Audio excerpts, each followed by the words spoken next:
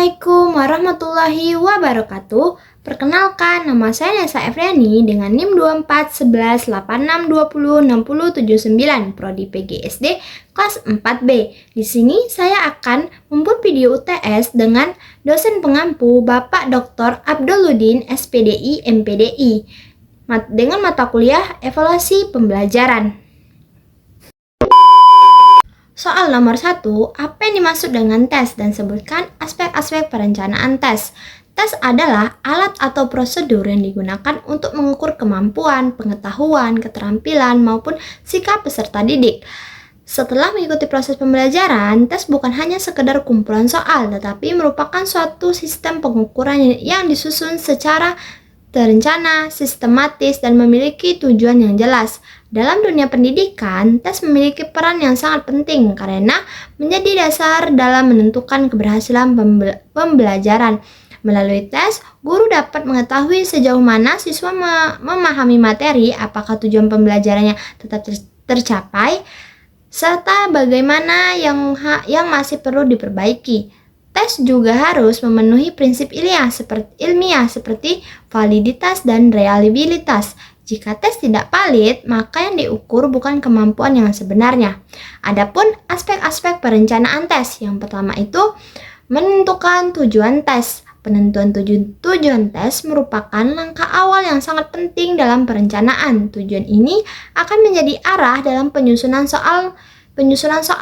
Jika tujuan tidak jelas, maka tes yang dibuat juga tidak akan terarah. Misalnya, jika tujuan tes adalah untuk mengetahui pemahaman konsep, maka soal harus berbentuk uraian atau penjelasan. Namun, jika tujuan hanya untuk mengukur hafalan, maka soal pilihan ganda sudah cukup. Selain itu, tujuan tes juga menentukan tingkat kesulitan soal. Yang kedua itu menentukan kompetensi dan indikator. Kompetensi adalah kemampuan yang harus dimiliki siswa, sedangkan indikator adalah tanda-tanda bahwa kompetensi tersebut telah tercapai. Dalam pembuatan tes, indikator sangat penting karena menjadi dasar penyusunan soal. Setiap soal harus sesuai dengan indikator agar tes benar-benar mengukur apa yang telah diajarkan. Indikator biasanya menggunakan kata kerja operasional seperti menjelaskan, menyebutkan, dan menganalisis. Yang ketiga itu menyusun kisi-kisi tes. Kisi-kisi adalah pedoman pembuatan soal. Di dalamnya terdapat materi indikator berbentuk soal dan jumlah soal. Kisi-kisi membantu agar soal tidak keluar dari tujuan pembelajaran. Selain itu, kisi-kisi juga menjaga keseimbangan antara materi yang diujikan. Tanpa kisi-kisi, soal bisa menjadi tidak terarah dan tidak mencerminkan kemampuan siswa secara menyeluruh. Yang keempat itu menentukan bentuk tes. Bentuk tes harus disesuaikan dengan tujuan pembelajaran. Misalnya, seperti pilihan ganda atau hafalan, uraian untuk pemahaman, praktik untuk keterampilan. Pemilihan bentuk tes sangat penting karena akan mempengaruhi hasil pengukuran. Yang kelima itu ada menentukan jumlah soal dan waktu. Jumlah soal harus seimbang dengan waktu yang tersedia. Jika terlalu banyak, siswa tidak akan menyelesaikannya. Jika terlalu sedikit, hasilnya kurang akurat. Guru juga harus mempertimbangkan tingkat kesulitan soal dalam menentukan waktu. Soal yang kedua, bagaimana cara mengembangkan soal tes untuk mengukur indikator pencapaian hasil belajar pada aspek kognitif, afektif, dan psikomotor? Jawabannya, dalam pembelajaran, hasil belajar tidak hanya dilihat dari pengetahuan saja, tetapi juga sikap dan keterampilan. Oleh karena itu, guru harus mampu mengembangkan instrumen penilaian mencakup ketiga aspek tersebut. Yang pertama itu aspek kognitif. Nah, aspek kognitif berkaitan dengan kemampuan berpikir siswa dalam taksonomi Bloom. Terdapat beberapa tingkatan mulai dari mengingat hingga mencipta. Dalam mengembangkan soal harus ada variasi tingkat kesulitan, menggunakan kata kerja operasional, dan soal harus jelas dan tidak membingungkan. Contohnya seperti sebutkan, jelaskan, dan analisis lah. Guru juga harus membuat soal yang kontekstual agar siswa lebih mudah memahami. Yang kedua itu ada aspek afektif. Nah, aspek ini berkaitan dengan sikap dan nilai. Penilaian tidak bisa menggunakan tes tertulis biasa. Metode yang digunakan seperti observasi, angket, dan penilaian diri. Penilaian harus dilakukan secara terus-menerus dan objektif. Yang ketiga itu ada aspek psikomotor. Nah, aspek ini berkaitan dengan keterampilan. Penilaian yang dilakukan melalui praktik, unjuk kerja, dan proyek.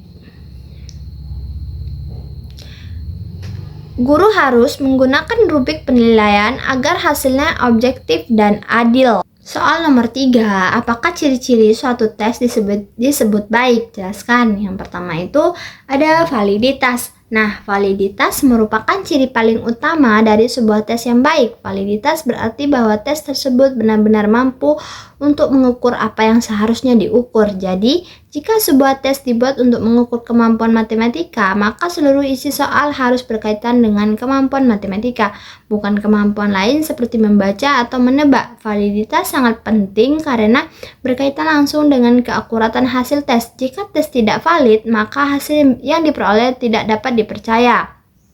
Yang kedua itu ada reliabilitas. Nah, reliabilitas berkaitan dengan tingkat keajagaan atau konsistensi suatu tes. Artinya, jika tes yang sama diberikan kepada kelompok siswa yang sama dalam kondisi yang relatif sama, maka hasil yang diperoleh tidak akan jauh berbeda.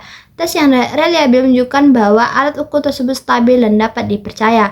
Yang ketiga itu ada objektivitas. Objektivitas berarti bahwa hasil penilaian tidak dipengaruhi oleh subjektivitas penilaian. Semua siswa harus dinilai berdasarkan kriteria yang sama tanpa adanya unsur suka atau tidak suka. Tes yang objektif biasanya memiliki pedoman V-scoring yang jelas, misalnya pada soal pilihan ganda, hanya ada satu jawaban yang benar sehingga penilaian lebih mudah dan tidak menimbulkan perbedaan. Namun, pada soal uraian, objektif sering menjadi tantangan. Yang keempat itu ada daya pembeda. Nah, daya pembeda adalah kemampuan tes yang untuk membedakan antar siswa yang memiliki kemampuan tinggi dan siswa memiliki kemampuan rendah. Tes yang baik harus mampu menunjukkan perbedaan kemampuan tersebut. Jika semua siswa mendapatkan nilai yang hampir sama, maka tes tersebut tidak memiliki daya pembeda yang baik. Daya pembeda penting karena membantu guru dalam melompokkan siswa berdasarkan tingkat kemampuannya. Yang kelima itu ada tingkat kesukaran. Tingkat kesukaran berkaitan dengan mudah atau sulitnya suatu soal. Tes yang baik harus memiliki tingkat kesukaran yang seimbang. Jika semua soal terlalu mudah, maka siswa tidak tertantang dan hasilnya tidak mencerminkan kemampuan siswa yang sebenarnya. Soal nomor 4, jelaskan 3 definisi evaluasi menurut para ahli. Yang pertama itu menurut Ralph Tiller. Nah, Ralph Tiller mengevaluasi tidak bisa dipisahkan dari tujuan pembelajaran. Artinya, sebelum melakukan evaluasi, guru harus terlebih dahulu menetapkan tujuan yang jelas. Tujuan inilah yang menjadi acuan dalam menentukan apakah pembelajaran berhasil atau tidak. Jika tujuan pembelajaran tidak tercapai, maka guru harus melakukan refleksi dan perbaikan. Misalnya, mungkin metode pembelajaran yang kurang tepat, materi terlalu sulit, atau waktu yang diberikan kurang. Nah, yang kedua itu menurut Cronbach. Menurut Cronbach, evaluasi tidak hanya berfokus pada hasil akhir, tetapi juga pada proses pengumpulan data yang kemudian digunakan untuk mengambil keputusan. Data yang dikumpulkan bisa berupa tes, hasil observasi, atau informasi yang lain yang relevan. Data ini kemudian dianalisis untuk menentukan langkah selanjutnya. Misalnya, hasil evaluasi menunjukkan bahwa banyak siswa yang belum memahami materi, maka guru perlu mengulang atau memperbaiki cara mengajarnya. Yang ketiga itu menurut Supplebeam.